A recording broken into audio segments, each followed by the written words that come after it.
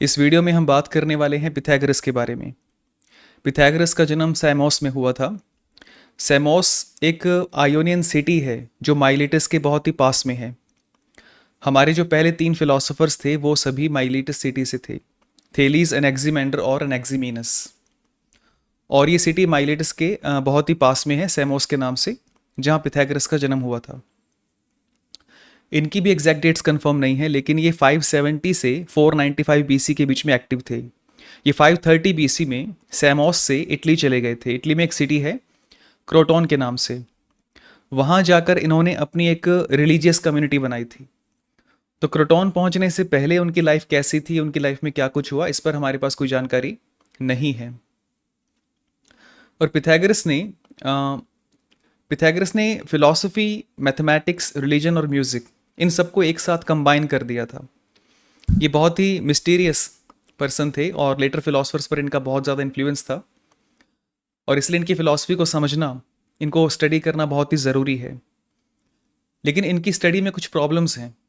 वो प्रॉब्लम्स क्या है कि हमारे पास इनके जो भी अकाउंट्स अवेलेबल हैं वो सभी डिस्प्यूटेड अकाउंट्स हैं। और ये अकाउंट्स डिस्प्यूटेड क्यों हैं ये मैं आपको एक्सप्लेन करता हूँ। पिथागोरस एक रिलीजियस कम्युनिटी के फाउंडर थे और सभी इन्हें एक डिवाइन पर्सन मानते थे। उनका मानना था कि ग्रीक गॉड अपोलो के बेटे हैं या फिर उनके अवतार हैं। और इनकी एक थाई गोल्ड से बनी है। और ये गोल्डन थाई इस बात का प्रूफ था कि वो अपोलो के बेटे हैं या फिर अवतार हैं। और साथ ही लोगों का ये मानना था कि इनके पास बाय लोकेशन की पावर भी है। बाय लोकेशन एक ऐसी पावर है जिसमें आप एक ही टाइम पे दो अलग अलग जगह पे रह सकते हो, ऐसी पावर। और कहते हैं कि पिथागोरस जानवरों से भी बात कर सकते थे, एनिमल्स के साथ भी बात कर सकते थे। उन्होंने एक बार एक भालू से प्रॉमिस लिया था कि वो किसी को नुकसान नहीं पहुंचाएगा। और उस भालू ने ये प्रॉमिस माना भी था। और ये भी कहते हैं कि उनको अपने पिछले सभी जन्म याद थे। एक प्रीवियस लाइफ में वो ट्रॉय के एक बहुत ही स्ट्रॉन्ग हीरो रह चुके थे। और पिथागोरस कहते हैं कि दुनिया में तीन टाइप के लोग हैं, एक ह्यूमन बीइंग, दूसरा गॉड्स और तीसरा मैं यानी पिथागोरस। तो ऐसा वो अपने आप को मानते थे। और ऐसे उनकी एक डिवाइन इमेज थी।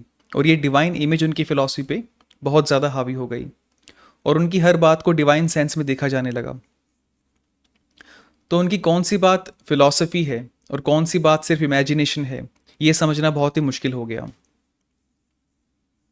और ये बहुत ही कॉमन सी बात है, जब आप किसी पर्सन की ऐसी इमेज अपने माइंड में बना लेते हो, बहुत ही रहस्यमयी, बहुत ही स्ट्रेंज या मिस्टिकल टाइप, तो उसके बारे में बहुत सी फेक स्टोरीज बनने लगती हैं।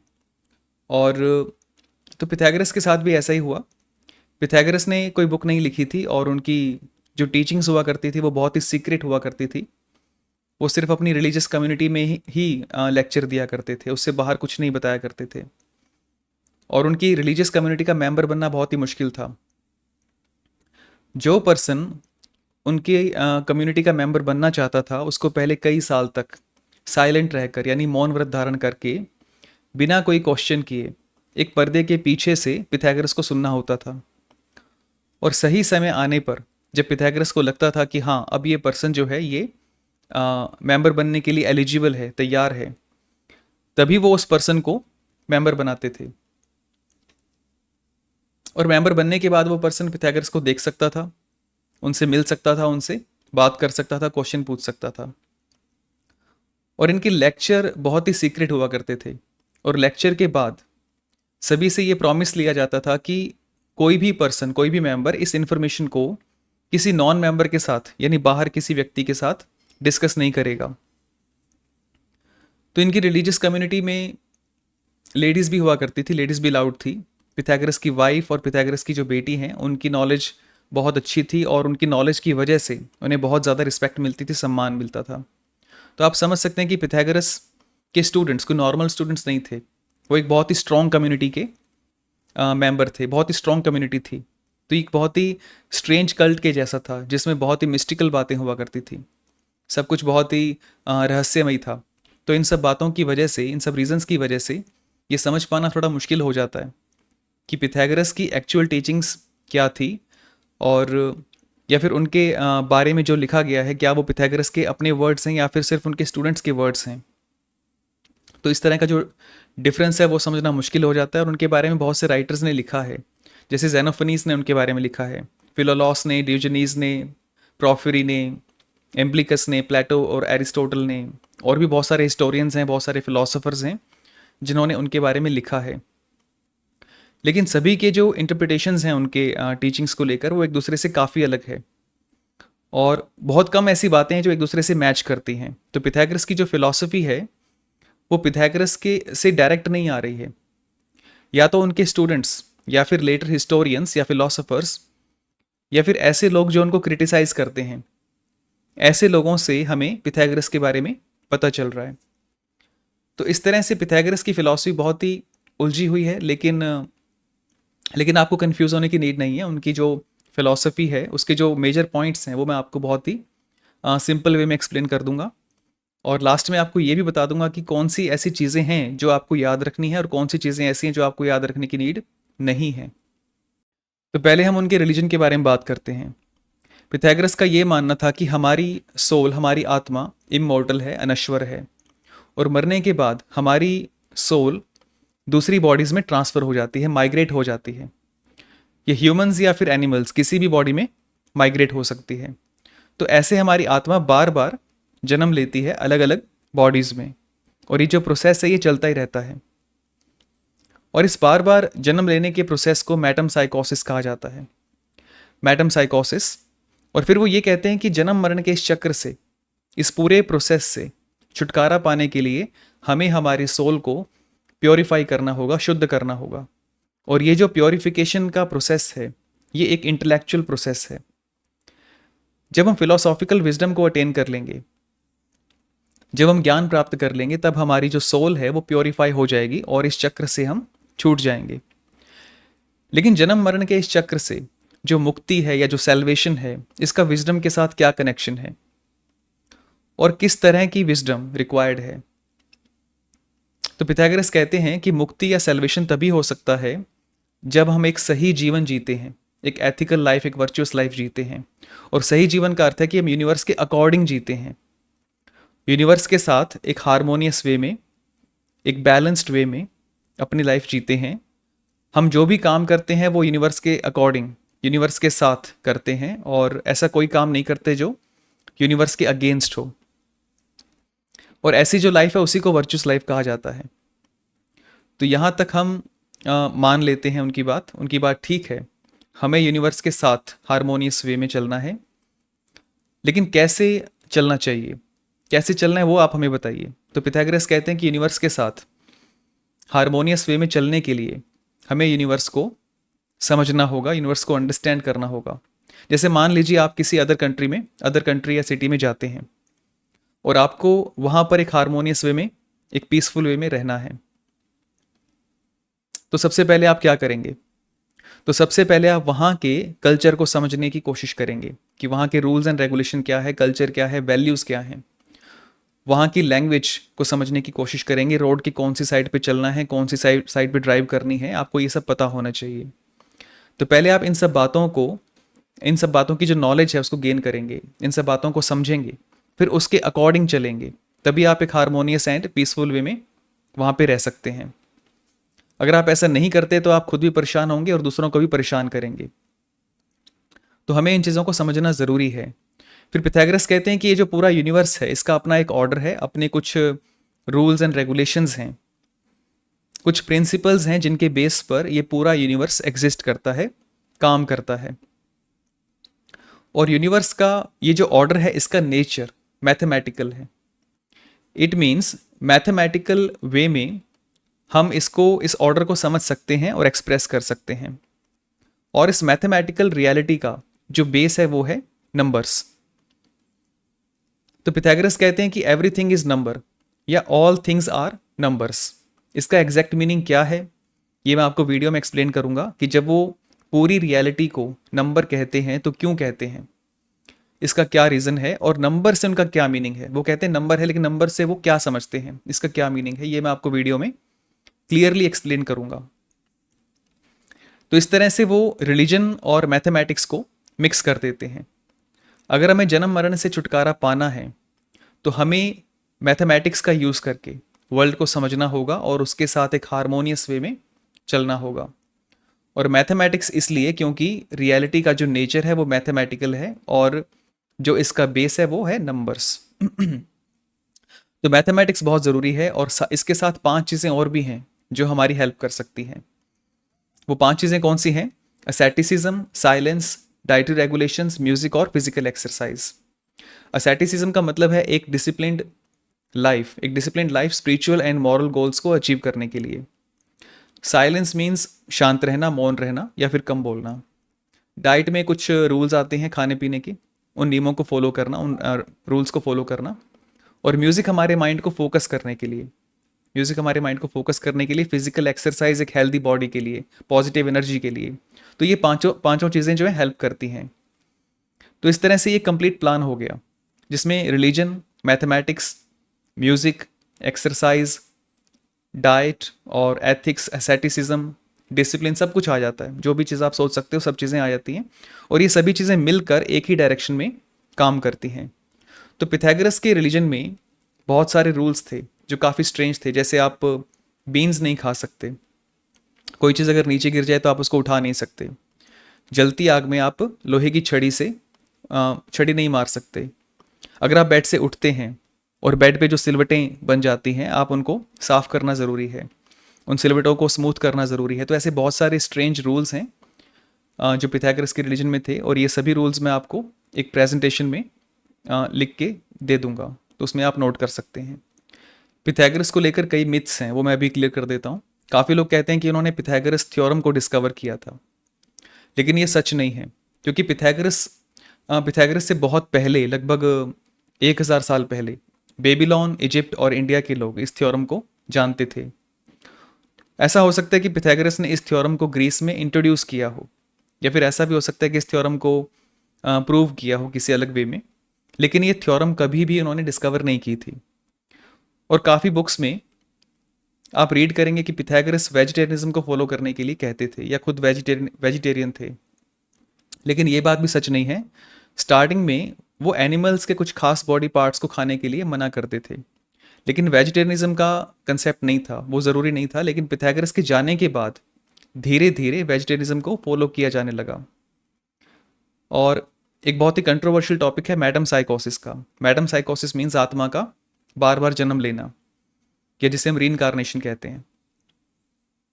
तो इस पर कहा जाता है कि उन्होंने ये कंसेप्ट जो है, ये आइडिया इजिप्शियन से बोरो किया था, लेकिन ये भी सच नहीं है। इजिप्शियंस आफ्टर लाइफ के कंसेप्ट में बिलीव करते हैं, लेकिन उनका जो कंसेप्ट है आफ्टर लाइफ का वो रीइंकार्नेशन के कंसेप्ट जैसा नहीं है। इजिप्शियन का आफ्टर लाइफ का कंसेप्ट और ये रीइंकार्नेशन का कंसेप्ट, इन दोनों में बहुत ज़्यादा डिफरेंसेस हैं। और ऐसा हो सकता है कि पिथागोरस ने ये आइडिया इंडिया से बोरो किया हो। आप जानते हैं कि ये आइडिया इंडियन फिलॉसफी में हज़ारों सालों से चल रहा है। और ये जो कंसेप्ट है कि यूनिवर्स का एक ऑर्डर है और उसको समझकर उसको फॉलो करना, ये भी इंडियन फिलॉसफी में आपको मिल जाएगा। इसमें रित और धर्म के नाम से ये कंसेप्ट जो है आपको मिल जाएगा। और भी उनके ऐसे बहुत सारे आइडियाज़ हैं जो इंडियन फिलॉसफी में आपको मिल जाएंगे, लेकिन अभी हम इसकी डिटेल में नहीं जाएंगे। जब मैं comparative philosophy and comparative religion के बारे में सीरीज़ बनाऊंगा, उस पर जब हम बात करेंगे तब इन पॉइंट्स को हम डिटेल से डिस्कस करेंगे, लेकिन अभी इस वीडियो में हम इसको डिस्कस नहीं करेंगे। अब बात करते हैं पाइथागोरन फिलॉसफी के अकॉर्डिंग रियलिटी क्या है, इस रियलिटी का सोर्स क्या है, ये वर्ल्ड कैसे बना है। आपको याद होगा एनेक्सिमेंडर ने कहा था कि इस वर्ल्ड का जो सोर्स है, अल्टीमेट सोर्स, वो अपैरोन है। अपैरोन मीन्स अनलिमिटेड या बाउंडलेस। लेकिन पाइथागोरस कहते हैं कि इस वर्ल्ड का जो सोर्स है वो अनलिमिटेड और लिमिटेड दोनों हैं। इट मीन्स लिमिटेड और अनलिमिटेड ये दोनों मिलकर रियलिटी को बनाते हैं। जो लिमिटेड है वो अनलिमिटेड को एक फॉर्म प्रोवाइड करता है, एक शेप प्रोवाइड करता है, जिससे ये मटेरियल वर्ल्ड बनता है। इस पूरे कंसेप्ट को एक्सप्लेन करने के लिए पाइथागोरस एक सिंबल का यूज़ करते हैं और इस सिंबल का नाम है टेट्राकिटिस। टेट्राकिटिस, इस सिंबल में 10 डॉट्स हैं जो एक ट्रायंगल की शेप में ऑर्गेनाइज्ड हैं। और ये जो 10 डॉट्स हैं या फिर 10 पॉइंट्स हैं, ये 10 नंबर्स भी हैं। इट मीन्स पॉइंट्स और नंबर्स में कोई डिफरेंस नहीं है। और ये सिंबल उनके लिए बहुत ही ज़्यादा सैक्रेड था, वो इसे बहुत ही पवित्र मानते थे। ये सिंबल पूरे वर्ल्ड के क्रिएशन के प्रोसेस को एक्सप्लेन करता है। टेट्राकिटिस में जो सबसे फर्स्ट रो है उसमें एक डॉट है और इस डॉट का नाम है मोनाड। इस मोनाड को फर्स्ट कॉज कहा जाता है। जो भी कुछ एग्जिस्ट करता है या कुछ एग्जिस्ट कर सकता है वो सब इसी मोनाड से शुरू होता है। तो एक तरह से ये पूरी रियलिटी का सोर्स है जहाँ पे कंप्लीट यूनिटी है। और जो सेकंड रो है उसका नाम है डेयार्ड, विच मीन्स ड्यूअलिटी और डाइवर्सिटी। मोनाड से ड्यूअलिटी इमर्ज होती है जिसमें दो अपोजिट पावर्स हैं, एक है लिमिटेड और दूसरा है अनलिमिटेड। लिमिटेड को आप ऑर्डर कह सकते हैं ऑर्डर, और अनलिमिटेड को आप केओस भी कह सकते हैं। तो ये दोनों अपोजिट फोर्सेस हैं। जो थर्ड रो है उसका नाम है ट्रियाड, विच मीन्स हार्मनी।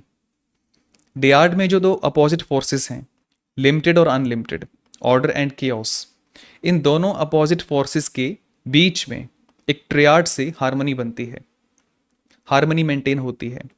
तो इट मीन्स जो दो अपोजिट फोर्सेस हैं उन दोनों के बीच एक ऑर्डर मेंटेन होता है। और जो फोर्थ रो है, फोर्थ रो का नाम है टेट्राड, ये वर्ल्ड को रिप्रेजेंट करता है। जब अपोजिट फोर्सेस के बीच में एक हार्मनी मेंटेन हो जाती है तो वर्ल्ड इमर्ज होता है। फोर्थ रो इस वर्ल्ड का फर्स्ट बिल्डिंग ब्लॉक है।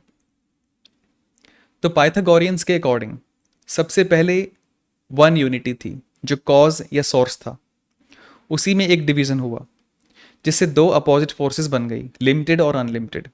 फिर इन दोनों अपोजिट फोर्सेस के बीच में एक हार्मनी मेंटेन हुई, एक ऑर्डर मेंटेन हुआ। और इस ऑर्डर का जो नेचर है वो मैथमेटिकल नेचर है और इसी ऑर्डर से वर्ल्ड का फर्स्ट बिल्डिंग ब्लॉक बनता है। ये जो फर्स्ट बिल्डिंग ब्लॉक है इसमें 4 डॉट्स आप देख सकते हैं जो अर्थ, वाटर, एयर और फायर को रिप्रेजेंट करते हैं। अब इसी टेट्राकिटिस को एक बार फिर से देखते हैं कि ये कैसे मटेरियल डायमेंशन को भी एक्सप्लेन करता है।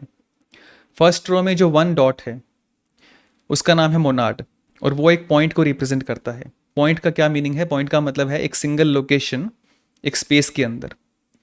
यहाँ पे कोई लेंथ नहीं है, कोई विड्थ नहीं है, कोई हाइट नहीं है, ठीक है। ये बस एक पोजीशन है एक स्पेस के अंदर और यहीं से सब कुछ शुरू होता है। दूसरे वर्ड्स में हम कह सकते हैं कि लेंथ, विड्थ और हाइट ये सब इसी पॉइंट के अंदर ही है, एक पोटेंशियल फॉर्म में। इट मीन्स इसमें सब कुछ प्रोड्यूस करने की एबिलिटी है लेकिन वो एक हिडन फॉर्म में है। फिर हम आते हैं नेक्स्ट रो में। नेक्स्ट रो में क्या है? 2 पॉइंट्स हैं और 2 पॉइंट्स क्या बनाते हैं? 2 पॉइंट्स एक लाइन बनाते हैं और लाइन को हम क्या कहते हैं? 1 डायमेंशन, जिसका मीनिंग है लेंथ।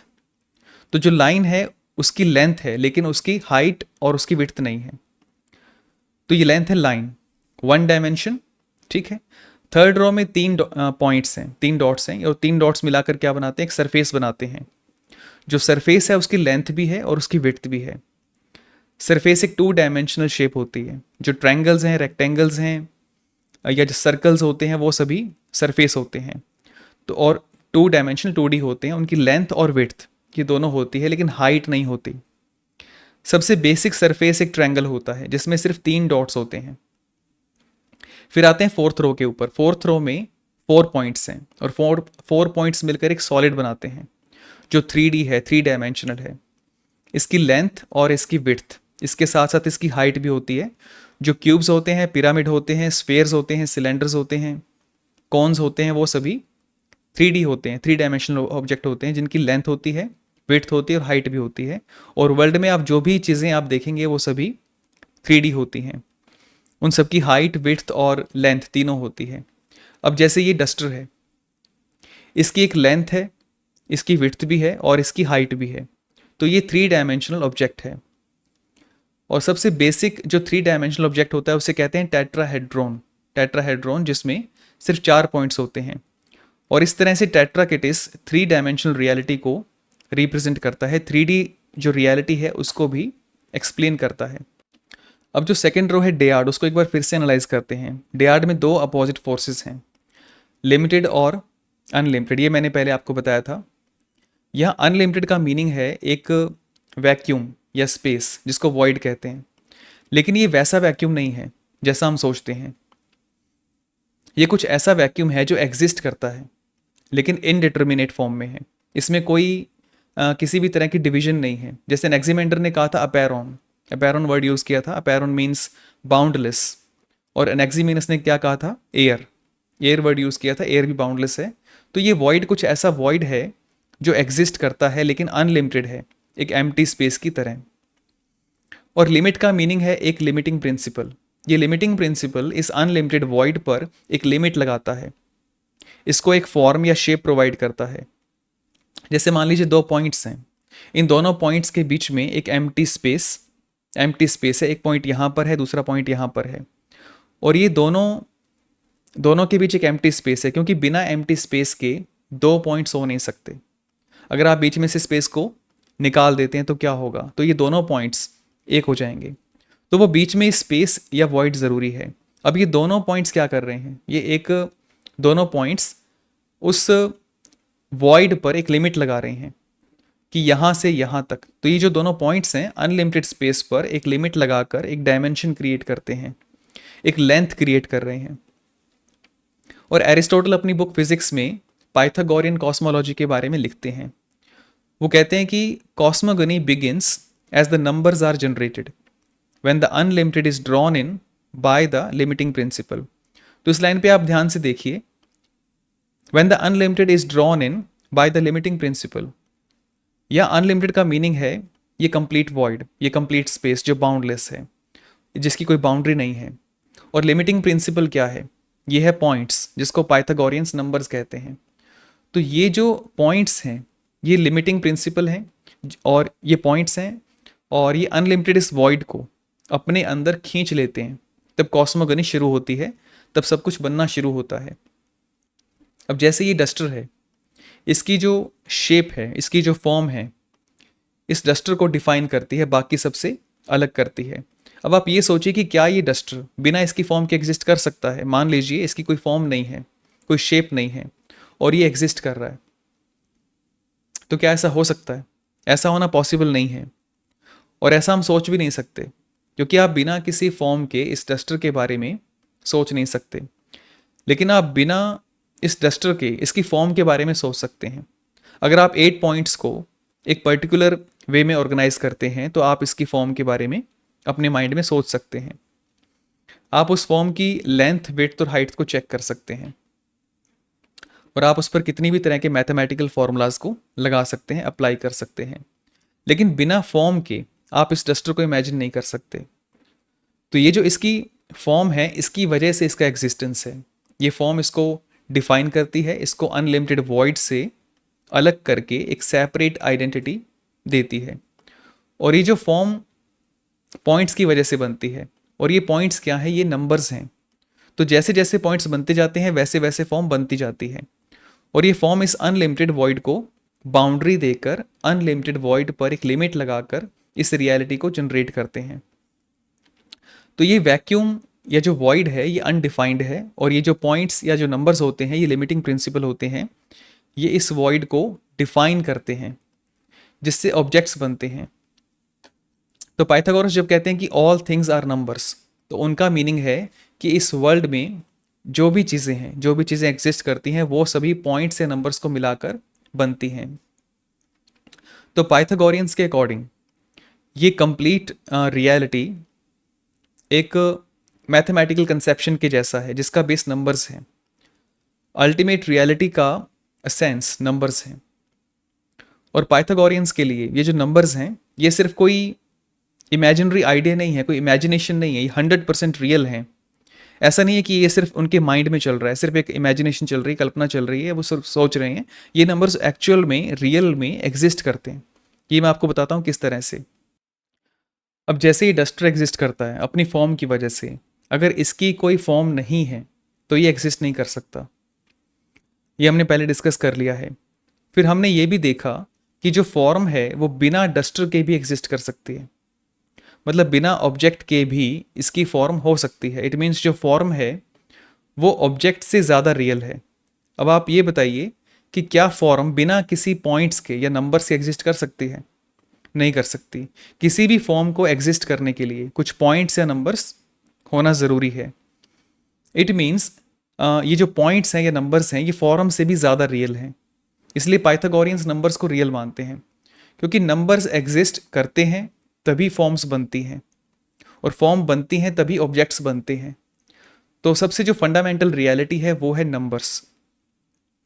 और ये व्यू आगे चल के काफ़ी ज़्यादा डिस्प्यूटेड हो जाएगा जब हम प्लेटो और एरिस्टोटल को स्टडी करेंगे। तो फॉर्म रियल है या नहीं है, इस पर एक बहुत ही लंबा डिस्कशन चलेगा।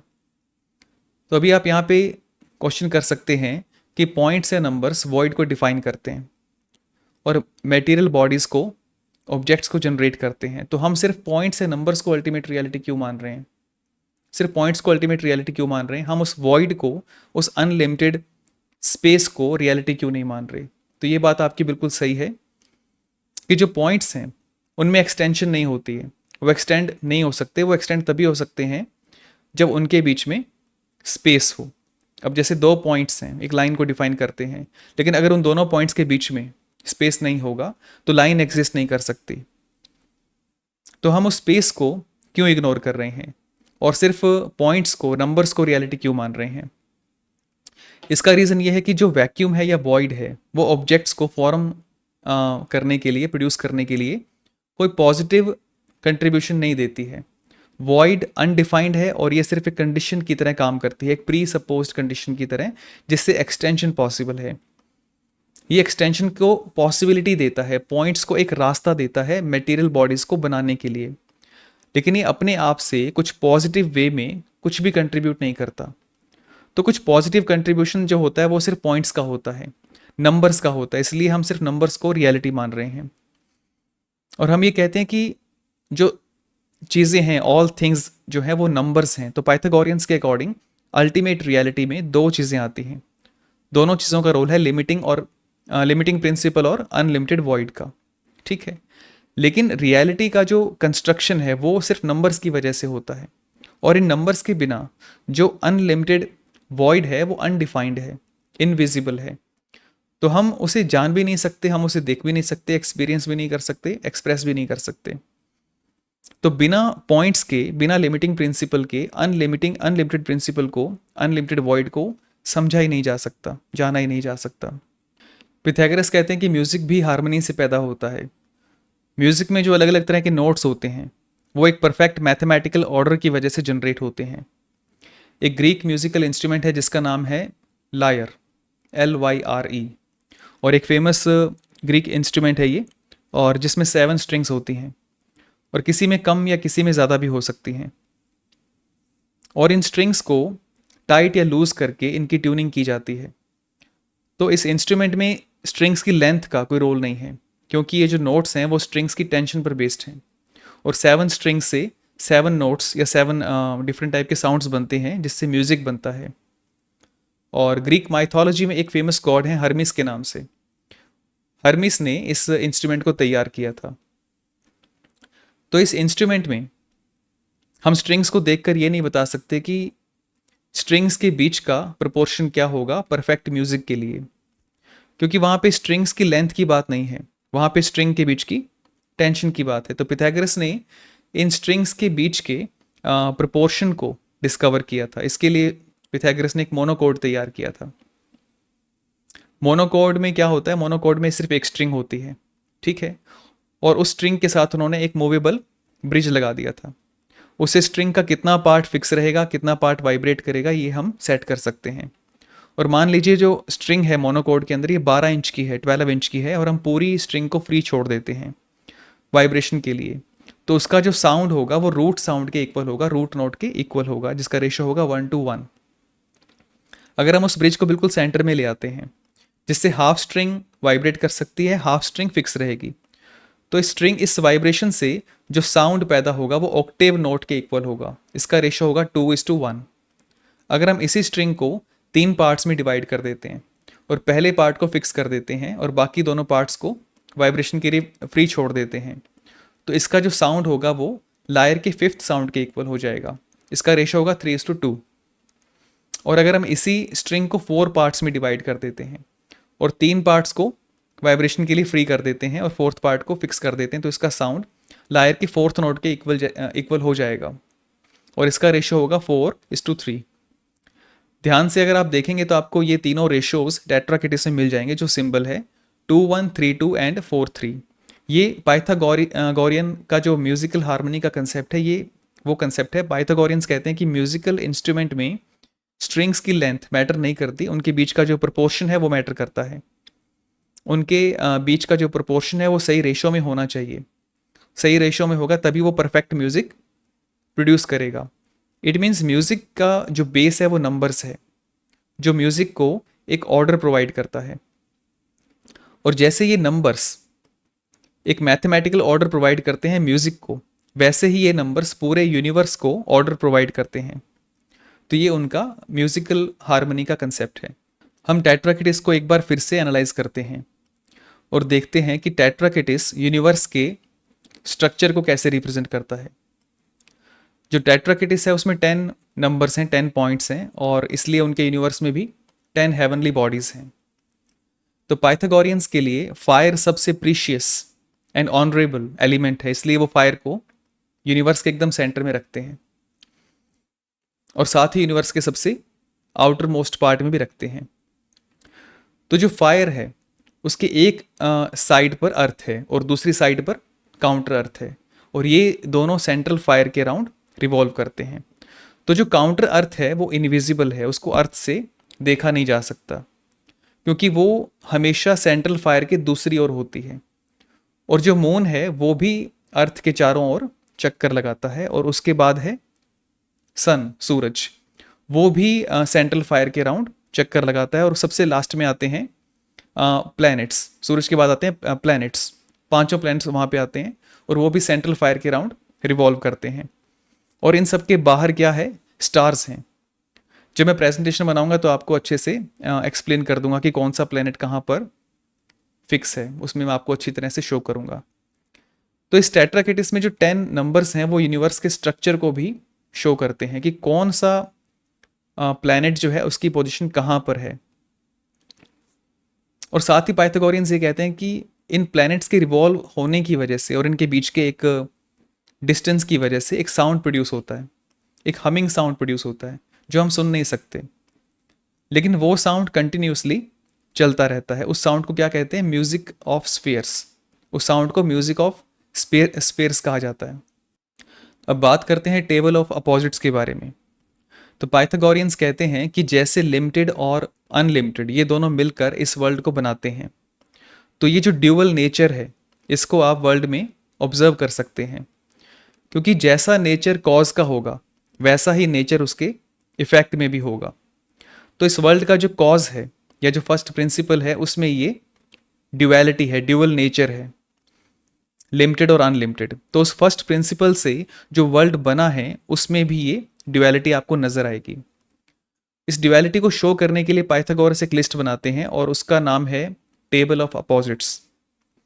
और टेट्राकिटिस के 10 नंबर्स की तरह इस लिस्ट में भी 10 अपोजिट फोर्सेस हैं, और ये फोर्सेस हैं limit, unlimited, odd even, one many, right left, male female, rest motion, straight crooked, light darkness, good evil, square oblong. और यूनिवर्स इन ड्यूअलिटीज के बीच एक ऑर्डर एंड हार्मनी पर डिपेंड करता है। इनके बीच का जो बैलेंस है वो यूनिवर्स को एक स्ट्रक्चर प्रोवाइड करता है, यानी अपोजिट फोर्सेस के बीच एक बैलेंस बना के चलता है।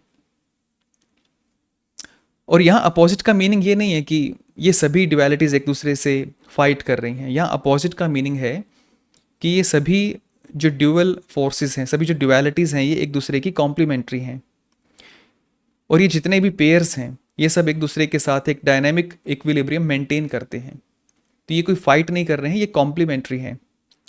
अब बात करते हैं पाइथागोरियन फिलॉसफी का क्या सिग्निफिकेंस है। तो फर्स्ट पॉइंट ये है कि जो मेटाफिजिकल रियलिटी है उसकी नॉलेज का ह्यूमन लाइफ पर डायरेक्ट इफेक्ट है। अब जैसे थेलीस की बात करें तो थेलीस अल्टीमेट रियलिटी को सिर्फ जिज्ञासा की वजह से या क्यूरियोसिटी की वजह से जानना चाहते थे, लेकिन पाइथागोरस के लिए रियलिटी को जानने का एक मेन रीज़न था, और वो रीज़न ह्यूमन लाइफ के साथ जुड़ा हुआ है। पाइथागोरस रियलिटी का जो मैथमेटिकल ऑर्डर है उसको समझना चाहते थे, जिससे वो उसे फॉलो कर सकें और एक वर्चुअस लाइफ जी सकें, जिससे वो इस जन्म मरण के चक्कर से छूट जाएं। तो इस वे में रियलिटी की जो नॉलेज है वो डायरेक्टली ह्यूमन लाइफ के साथ कनेक्टेड है। तो मेटाफिजिकल रियलिटी की नॉलेज ह्यूमन लाइफ को, हमारे एथिक्स को, हमारे वर्च्यू को गाइड करती है। और दूसरा जो पॉइंट है वो भी बहुत ज़रूरी है, वो ये कि पाइथागोरस ने फॉर्म की बात की, मैटर की बात नहीं की। पाइथागोरस यूनिवर्स के मटेरियल एलिमेंट को नहीं डिस्कस कर रहे हैं, उसके बारे में नहीं सोच रहे हैं, वो यूनिवर्स के मैथमेटिकल ऑर्डर के बारे में सोच रहे हैं। इससे पहले जितने भी फिलोसफर्स थे, जैसे माइलेसियन फिलोसफर्स थे, वो मैटर पर फोकस कर रहे थे कि यूनिवर्स का जो अल्टीमेट स्टफ वो क्या है, अल्टीमेट सब्सटेंस क्या है, इस तरह की वो बात कर रहे थे। लेकिन पाइथागोरस जो है वो फॉर्म की बात कर रहे हैं। और ये जो फॉर्म का जो आइडिया है, ये प्लेटो को बहुत ज़्यादा इन्फ्लुएंस करता है। और प्लेटो को इन्फ्लुएंस करने के बाद जो बहुत उनके बाद भी जो फिलोसफर्स हुए, उन सबके ऊपर इसका इफेक्ट पड़ता है। और तीसरा पॉइंट है कि उन्होंने ऑब्जेक्ट और फॉर्म्स, उन दोनों को अलग अलग कर दिया। अब जैसे हमने डस्टर और इसकी फॉर्म की बात की थी, डस्टर एक ऐसी चीज़ है जिसे टच किया जा सकता है, ठीक है, इसे हम देख सकते हैं। लेकिन इसकी जो फॉर्म है उसको ना ही देख सकते हैं, ना ही हम टच कर सकते हैं। तो इसकी फॉर्म एक मेंटल कंसेप्ट के जैसी है। और साथ ही पाइथागोरस ये भी कहते हैं कि ऑब्जेक्ट की जो फॉर्म है ऑब्जेक्ट से भी ज़्यादा रियल है। इट मीन्स कि जो अल्टीमेट रियलिटी है उसको हम सेंस के थ्रू नहीं जान सकते, सेंस के थ्रू नहीं समझ सकते, क्योंकि वो मटेरियल नहीं है। और ये रियलिटी कुछ ऐसी है जिसको सिर्फ रीज़न से जाना जा सकता है, माइंड का यूज़ करके जाना जा सकता है, लॉजिक और मैथमेटिक्स का यूज़ करके जाना जा सकता है। इट मीन्स अल्टीमेट रियलिटी को हम एक्सपीरियंस नहीं कर सकते, एक्सपीरियंस करके नहीं जान सकते, लेकिन रीज़न की हेल्प से हम उसको जान सकते हैं।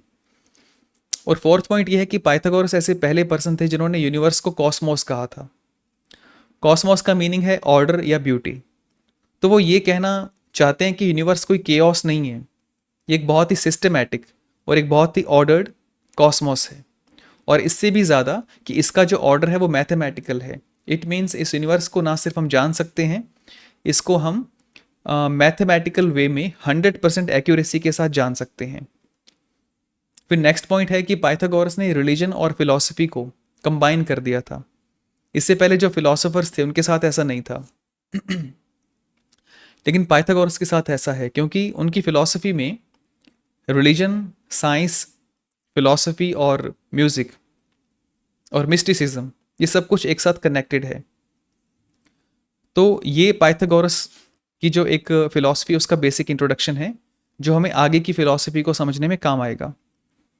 और इस वीडियो में और भी काफ़ी सारे हिडन पॉइंट्स हैं जो आगे की वीडियोस में अनफोल्ड होते जाएंगे। इस वीडियो में इतना ही। Thank you so much for watching this video. Thank you.